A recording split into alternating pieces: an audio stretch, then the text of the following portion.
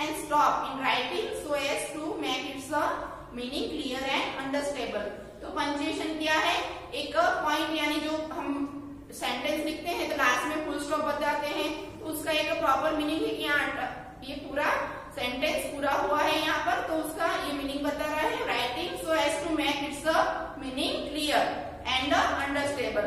तो यहाँ पर हमको एक पंक्चुएशन मार्क है, तो मैं वन बाय वन आपको समझाऊंगी। तो 1 नंबर है फुल स्टॉप और पीरियड। तो 1 नंबर का पंक्चुएशन मार्क है फुल स्टॉप और इसको पीरियड भी बोलते हैं।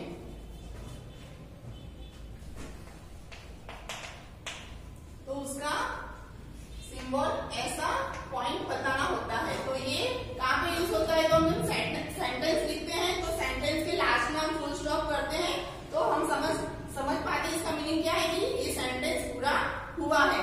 तो मैं एग्जांपल आपको बता रही हूँ उसका। तो एग्जांपल है I am thirsty,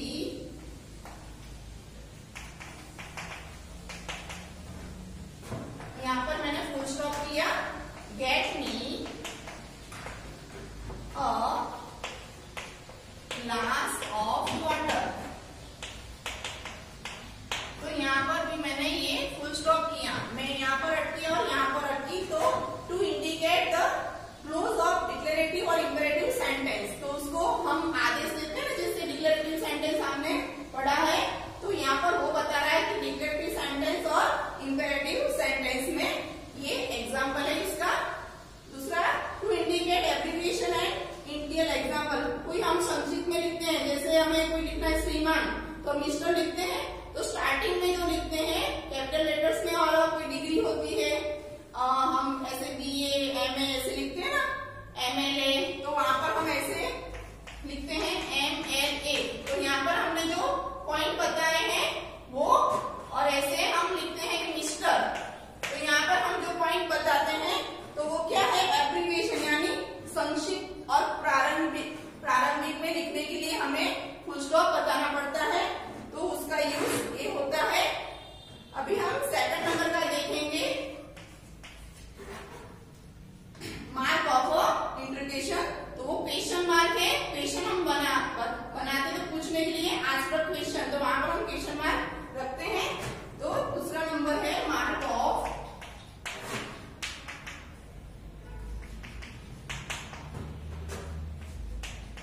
इंट्रोगेशन। तो वो क्वेश्चन मार्क है, ऐसा उसका सिंबल है। तो हम जब क्वेश्चन पूछते हैं कि how do you do, what time is it, तो लास्ट में हम क्या लगाते हैं? ये क्वेश्चन मार्क। तो उसका यूज है ये है to mark the end of interrogation sentence. तो उसका यूज वही है। 3rd number the mark of exclamation. तो एक्सक्लेमेशन मार्क कब हम यूज करते हैं, तो वो मैं समझा रही हूँ आपको। मार्क ऑफ एक्सक्लेमेशन,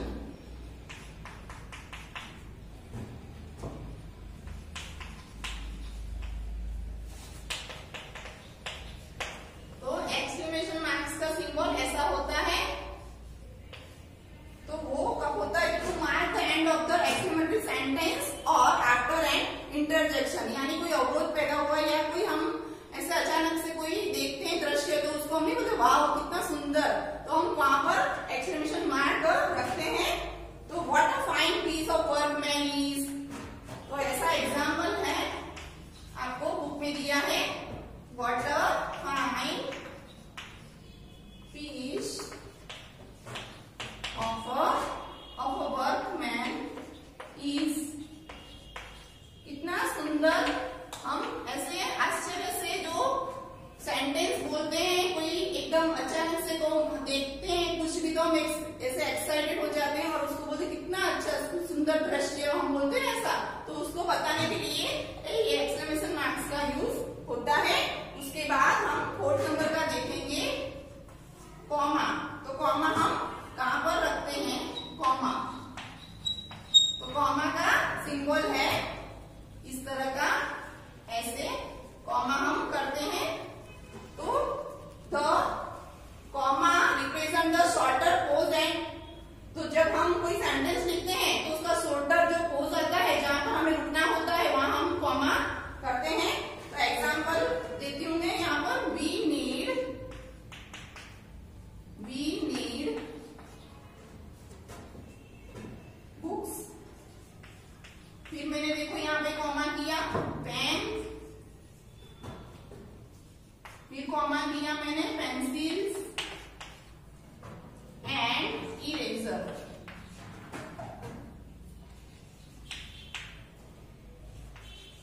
तो इस तरह वर्ड को सेपरेट करने के लिए भी कॉमा का यूज होता है।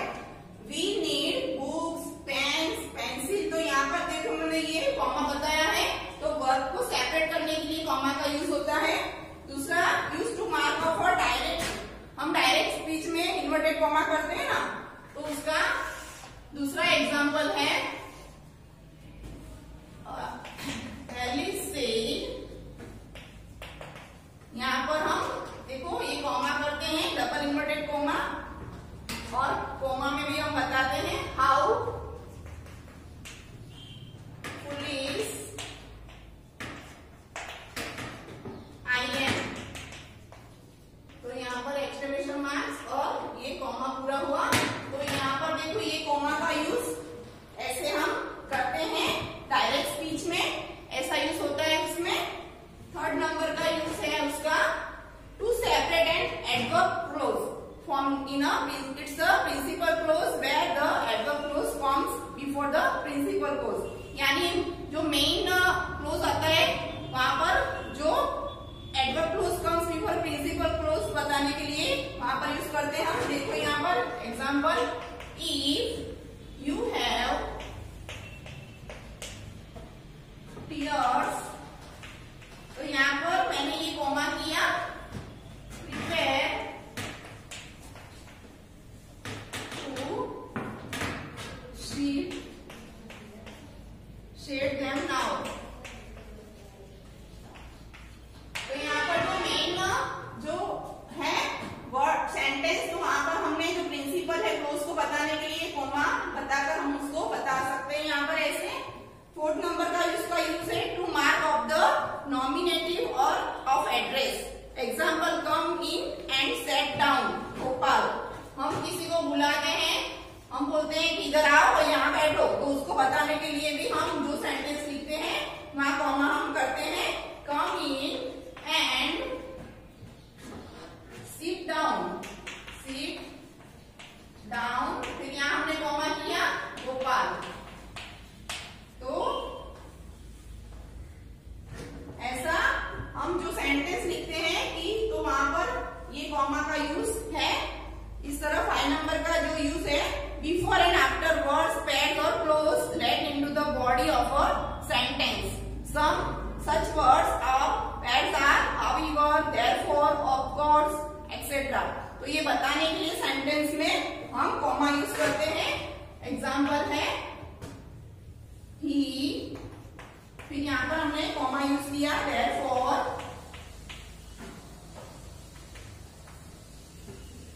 join the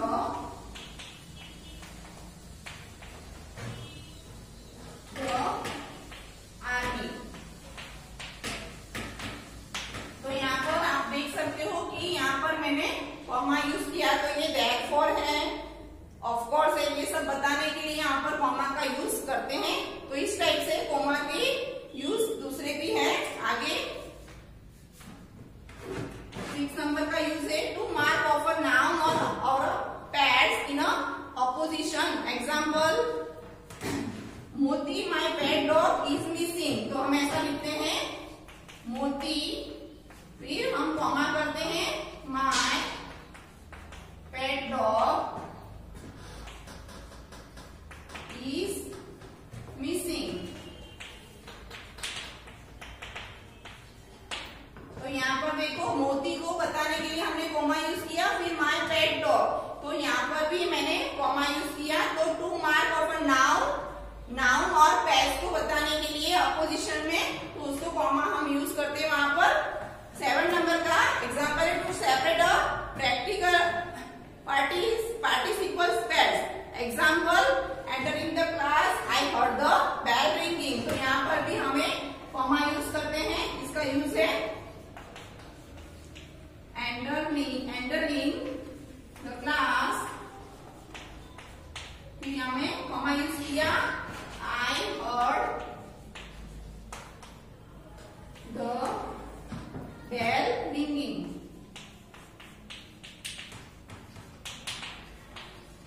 तो यहाँ पर हमें टू सेपरेट पार्टिसिपल पैड्स को अलग करने के लिए हम ये कॉमा का यूज करते हैं। 8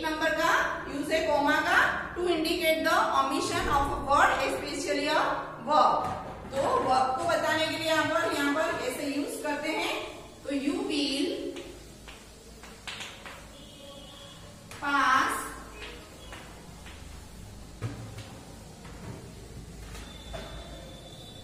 फिर ऐसे कॉमा किया हमने, सी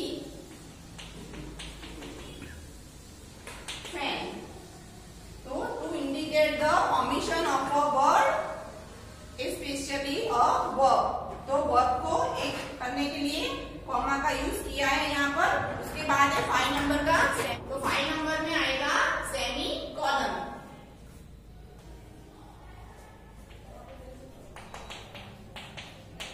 तो सेमी कॉलन का सिंबल है इस टाइप का, इसको सेमी कॉलन बोलते हैं, यानी कि अर्धविराम।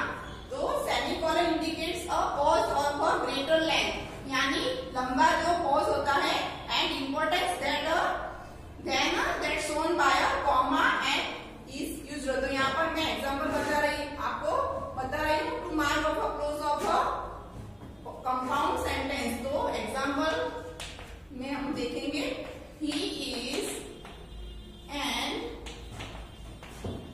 इंडस्ट्रियस, फिर यहाँ पर हमने कॉमा किया है, सिंस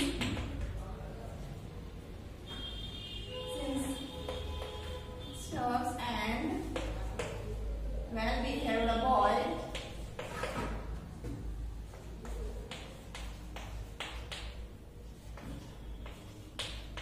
यहाँ पर देखो सेमी कॉलम का यूज हुआ है, and we all praise him. तो to mark off clauses of a compound sentence, यानी जो संयुक्त सेंटेंस होता है वाक्य, उसको कंपाउंड सेंटेंस बोलते हैं। तो कंपाउंड सेंटेंस व्हेन उसमें एक से ज्यादा क्लोजेस आते हैं तब ये सेमी कॉलन का यूज होता है। To mark off a number of the clause not closely connected. तो एग्जांपल है दूसरा इस तरह का, हिज नेचर इज माइंड,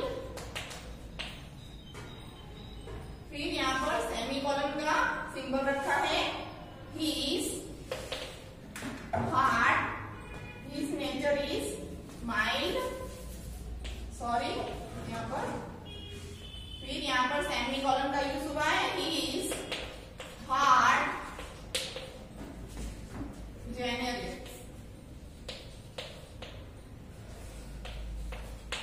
तो यहाँ पर देखो सेमी कॉलन का यूज होता है, तो ये to mark off number of clauses not a closely, यानी क्लोजली कनेक्टेड नहीं है वो बताने के लिए सेमी कॉलन का यूज होता है। उसके बाद 6 नंबर का हमारा पंक्चुएशन है कॉलन। कॉलन यानी विराम चिन्ह, विराम बोलते हैं उसको, विराम चिन्ह। तो ये कॉलन में before enumeration example etcetera. Example हम देखते हैं, workers are generally divided into 3 categories, skilled, semi skilled and unskilled. तो ये बताने के लिए यहाँ पर कॉलन का यूज हुआ है। आपकी बुक में दिया हुआ है, to mark off 2 sentences when the second sentence explain more clearly the meaning of the first. तो 2 सेंटेंस होते हैं, तो मैं बता रही हूँ यहाँ पर वो sentence, his service record, his service record is very good। फिर यहाँ पर हमने ऐसे कॉलन का सिंबल रखा है, he attend on time,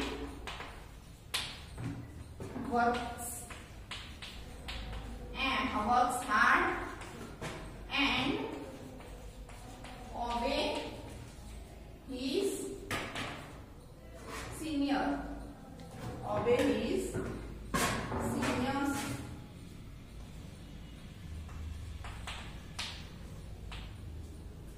तो यहाँ पर टू मार्क ऑफ 2 सेंटेंसेस बताए हैं यहाँ पर। व्हेन द सेकंड सेंटेंस, ये जो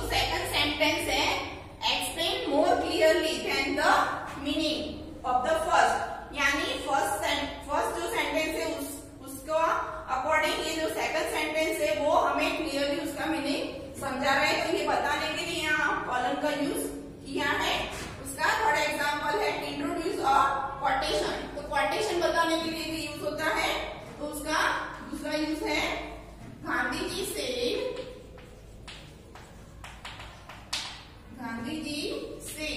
तो यहाँ पर हम कॉलन का यूज करते हैं, ये देखो, फिर इन्वर्टेड कॉमा में जो कोटेशन लिखा है ट्रूथ इज गॉड। तो यहाँ पर कोटेशन बताने के लिए भी ये कॉलन का यूज होता है। अभी आगे हम देखेंगे 7 नंबर का।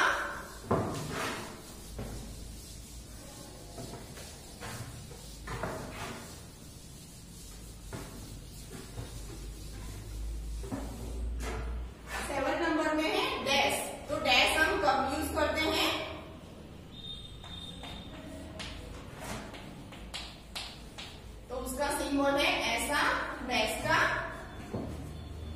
तो dash to mark a break और सडन टर्न, यानी हमें ब्रेक कर लेना है या सडन एकदम हम टर्न करते हैं तो वहां पर इन थॉट एग्जाम्पल है if my dear somewhere alive today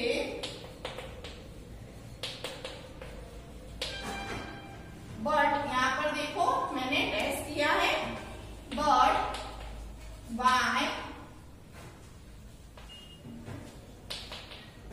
drive over the past, drive over the past ऐसा क्वेश्चन है। तो यहाँ पर देखो टू मार्क अ ब्रेक, यहाँ पर ब्रेक बताने के लिए, और सडन टर्न इन थॉट, यानी अचानक जो थॉट में सडन चेंज होता है तो वो बताने के लिए ये डैश का यूज करते हैं। फिर उसका दूसरा यूज है to make up a scattered subject. तो सब्जेक्ट यानी देखो यहाँ पर एग्जांपल है क्लर्क्स,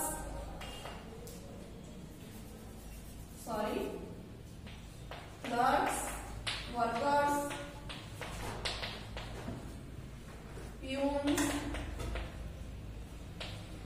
फिर ऐसे हम डैश का सिंबल लगाते हैं यहाँ पर, all love and respect him.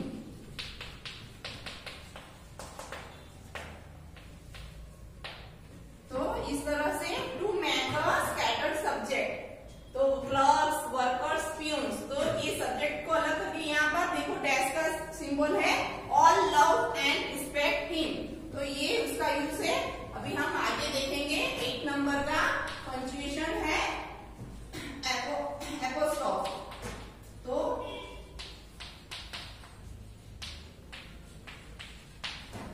उसका सिंबल ऐसा, जैसे हम कॉमा नीचे करते हैं तो ये जो ऊपर है उसको बोलते हैं एपोस्ट्रोफ। तो उसको लोक चिन्ह हम गुजराती में ऐसे बोलते हैं, और इसको एपोस्ट्रोफ इंग्लिश में है। तो इसका यूज है to show that some letters are omitted. Example aren't हम लिखते हैं ना ऐसे, आरंट। तो यहाँ पर ये एपोस्ट्रोफ का यूज किया है हमने।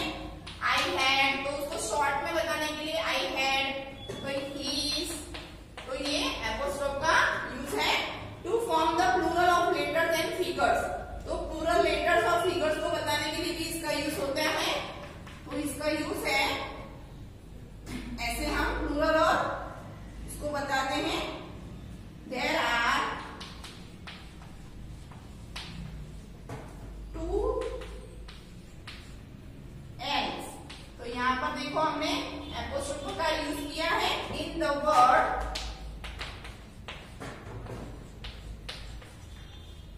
इल। तो यहाँ पर देखो इल वर्ड में 2 एल का यूज हुआ है। तो यहाँ पर हमने शॉर्ट ऐसा एपोस्ट्रोफ बताया है, तो यहाँ उसका ये यूज है प्लूरल को बताने के लिए। दूसरा उसका यूज है to show the possessor of proper and common nouns. Example है